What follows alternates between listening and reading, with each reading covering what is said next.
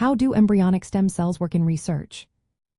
Imagine being able to study how every part of the human body develops from a tiny cell.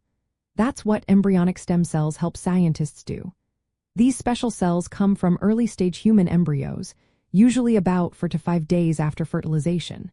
At this stage, the embryo is called a blastocyst, a small hollow ball of cells.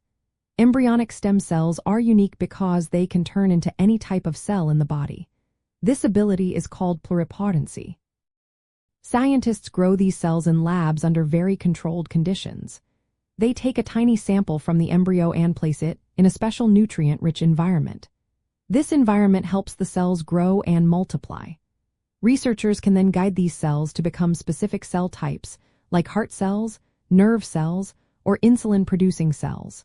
They do this by adding certain chemicals or proteins that tell the cells what to become. Once the cells are directed to become a particular type, scientists can study how diseases develop at the cellular level. For example, they can observe how nerve cells change in Parkinson's disease or how insulin-producing cells are affected in diabetes. This helps them understand diseases better and test new treatments in the lab before trying them on humans. One of the main goals of using embryonic stem cells is regenerative medicine. The idea is to grow healthy tissues or organs that can replace damaged ones. For example, researchers are exploring whether these cells can help treat Parkinson's disease by replacing lost nerve cells.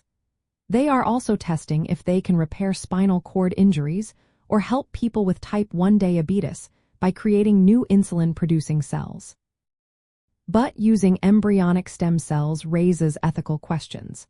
The process involves destroying the embryo, which some people believe is morally wrong because it ends a potential human life. Different cultures and individuals have varying views on when life begins, which influences how they see this research. Medical ethics principles guide how scientists conduct this research.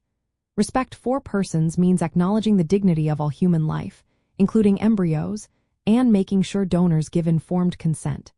Beneficence means the research should aim to benefit human health and avoid harm.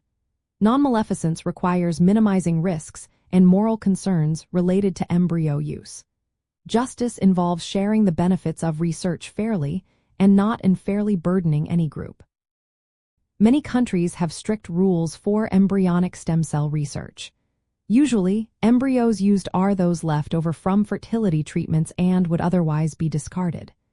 Researchers must get approval from ethics committees, and donors must give informed consent. In some places, only embryos that are not suitable for reproduction are used. Overall, embryonic stem cells are powerful tools for advancing medicine. They help us understand human development and create new treatments. But their use must always be balanced with ethical considerations to respect human life and the rights of donors.